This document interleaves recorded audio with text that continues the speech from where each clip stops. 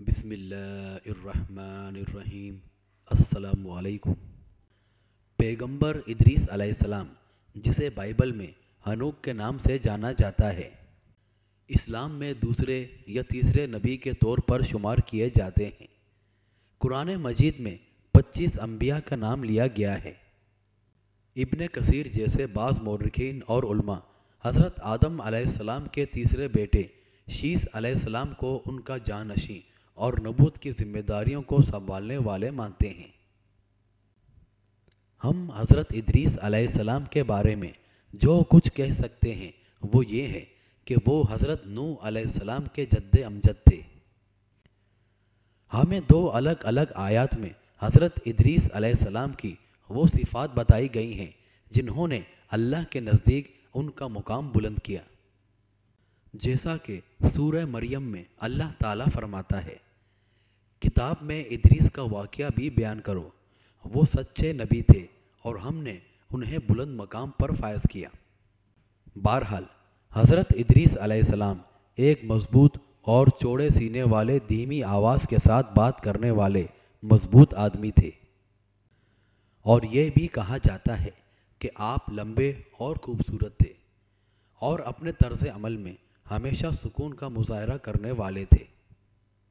آپ پہلے شخص ہیں جس نے قلم سے لکھنا سیکھا۔ اسے علم نجوم اور ریاضی کا بھی علم تھا، اور آپ بہت سی چیزوں کے موجد کے طور پر جانے جاتے ہیں۔ کہا جاتا ہے کہ آپ حضرت آدم علیہ السلام کے زمانے میں پیدا ہوئے۔ یہ خیال کیا جاتا ہے کہ وہ شیس علیہ السلام کے پیروکاروں میں سے تھے، اور آپ شیس کی موت کے بعد آدم علیہ السلام کی اولاد پر حکومت کرتے تھے۔ ادریس علیہ السلام اللہ کے مخلص بندے تھے، چنانچہ اللہ تعالیٰ نے انہیں نبی اور رسول کے طور پر چنا اور بنی آدم پر حاکم منتخب کیا۔ بہرحال شیس علیہ السلام کی موت کے بعد جو چیز شروع ہوئی وہ یہ ہے کہ قابیل کے لوگ ہدایت سے محروم ہو گئے، اور گناہ اور فساد تیزی سے بڑھنے اور پھیلنے لگا۔ ادریس علیہ السلام اپنے ہی لوگوں کو شیطان کے زیر اثر ہوتے دیکھ کر برداشت نہ کر سکے، چنانچہ اللہ تعالیٰ نے حضرت ادریس علیہ السلام کو قابیل کے بدعنوان پیروکاروں کے خلاف جنگ کی دعوت دینے کا حکم دیا۔ آپ فساد کے خلاف جہاد کرنے والے پہلے نبی اور رسول تھے۔ جیسا کہ اللہ کے حکم سے ادریس علیہ السلام نے آدمیوں کا لشکر جمع کیا اور اللہ کے نام پر فاسقوں سے جنگ کی اور فتح یاب ہو کر نکلا۔ بہرحال اہل کتاب کی ایک روایت سے جس کا تذکرہ بہت سی قرآنی مفسرین نے بھی کیا ہے، اور اللہ بہترین جانتا ہے، ایک دن حضرت ادریس علیہ السلام کو اللہ تعالیٰ نے ایک شاندار وعدے کی اطلاع دی۔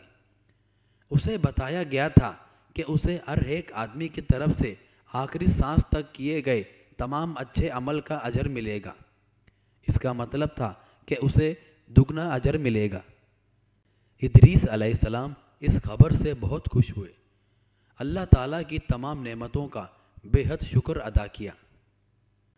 لیکن آپ کافی بوڑھے ہو چکے تھے۔ وہ جانتے تھے کہ موت قریب ہے۔ وہ اس دنیا سے رخصت ہونے کو تیار نہیں تھے، کیونکہ اسے زمین پر نیکی پھیلانے کا مزہ آتا تھا، اور کہا جاتا ہے کہ فرشتوں میں سے اس کا ایک دوست تھا جس سے اس نے پوچھا کہ کیا وہ موت کے فرشتے سے بات کر سکتا ہے؟ فرشتے نے جواب دیا کہ یہ اللہ کا معاملہ ہے، لیکن کوشش کرنے میں کوئی حرج نہیں۔ اس طرح ادریس علیہ السلام فرشتے کے بازو پر سوار ہو کر آسمان پر چڑھ گئے۔ وہ پہلے، دوسرے اور تیسرے آسمان سے گزرا، تاہم چوتھے درجے پر پہنچ کر اللہ تعالیٰ نے موت کے فرشتے کو حکم دیا کہ وہ اس کی جان لے لے۔ حضرت ادریس علیہ السلام کے دوست یعنی فرشتے نے موت کے فرشتے سے کہا کہ ادریس علیہ السلام جاننا چاہتے ہیں کہ کیا آپ ان کی عمر دراز کر سکتے ہیں؟ اور موت کا فرشتہ دنگ رہ گیا۔ اس نے جواب دیا کہ کہاں ہے ادریس؟ اور فرشتے نے جواب دیا وہ میری پیٹھ پر ہے۔ موت کے فرشتے نے جواب دیا مجھے بھیجا گیا اور کہا گیا کہ ادریس علیہ السلام کی روح کو چوتھے آسمان پر چھوڑ دو۔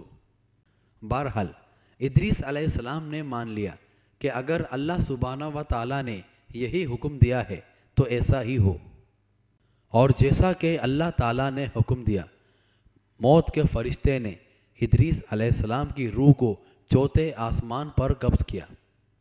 بہرحال حضرت ادریس علیہ السلام کے اس قابل ذکر واقعے کی تصدیق صحیح بخاری اور ترمذی میں موجود ہے۔ جب حضرت محمد صلی اللہ علیہ وآلہ وسلم اسراء و معراج کے دوران آسمان پر تشریف لے گئے تو مختلف انبیاء علیہ السلام نے ان کا استقبال کیا۔ پہلے آسمان پر آدم علیہ السلام سے ملے، دوسرے آسمان میں عیسیٰ اور یحییٰ علیہ السلام سے، تیسرے آسمان پر یوسف علیہ السلام اور چوتھے آسمان پر حضرت ادریس علیہ السلام سے ملے۔ بہرحال اللہ تعالیٰ نے حضرت ادریس علیہ السلام کو بلند مقام پر فائز کیا تھا۔ یہ بلندی نہ صرف اس کے اخلاقی کردار اور استباذی کی شرف، بہرحال اللہ تعالیٰ نے حضرت ادریس علیہ السلام کو بلند مقام پر فائز کیا تھا۔ حضرت ادریس علیہ السلام کی وفات کے بعد بدعنوانی ایک بار پھر تیزی سے بڑھنے لگی۔